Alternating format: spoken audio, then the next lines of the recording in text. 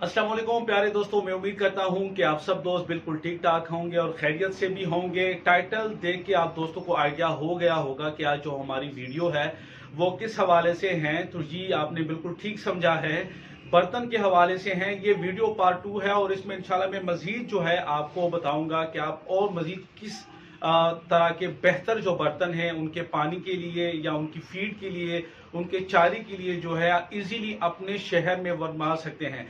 क्योंकि पाकिस्तान के छोटे से छोटे शहर में ऐसे लोग मौजूद होते हैं कि उन्होंने अपने एक छोटा सेटअप लगाया हुआ होता है और जो इस तरह मिट्टी के बर्तन होते हैं वो बना रहे होते हैं। तो टाइम जाया किए बगैर आपको दिखाते हैं कि अभी जो हमने लेटेस्ट जो डिजाइन बनाया है उसकी खूबियां क्या हैं। तो चलिए वो आप दोस्तों को दिखाते भी हैं और साथ साथ बताते भी हैं।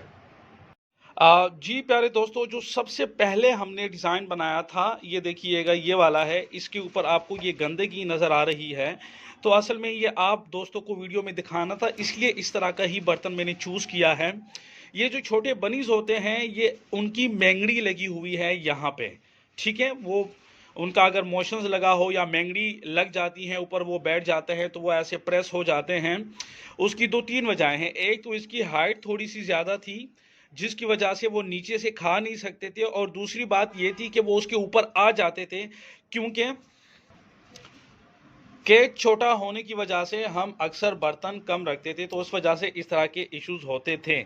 अच्छा जी, दूसरी बात ये है कि ये इजीली जो ब्रीडर रैबिट होता है वो इसको ऐसे कल्टी कर देता था। तो इसमें अगर चारा हो, पैलेट्स हो, जो भी चीज़ हो तो वो इजीली इससे गिर जाता था और वो ज़ाया हो जाता था। अच्छा जी, इसके बाद हमने दूसरे वर्जन में क्या किया, दूसरे वर्जन में हमने ये किया कि हमने छोटे से सुराख बनाए इनके लिए। यहाँ पे ये आप दोस्त देख सकते हैं, ये देखें, ये सुराख हमने ऐसे बनाए, बल्कि मैं आप दोस्तों को वीडियो में दिखा भी देता हूं।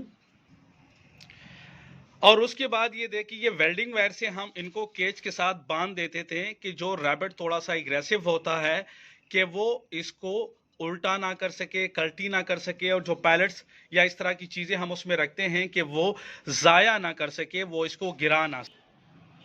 ये आइडिया तो अच्छा था लेकिन वो परफेक्ट नहीं था वो आइडिया, क्योंकि इसमें हमारा चारा और पैलेट्स जो था वो तो बच जाता था। लेकिन प्रॉब्लम ये आ रही थी कि ये सुराख होने की वजह से ज़्यादा पानी हम उसमें नहीं डाल सकते थे, तो वो पानी फिर इससे गिरता रहता था। और जो केज था तो उसके ऊपर अगर आपने लकड़ी का भी केज बनाया हो और या आपने लोहे का केज बनाया हो और मुसलसल उसके ऊपर पानी गिरे तो वो केज ख़राब हो जाता है।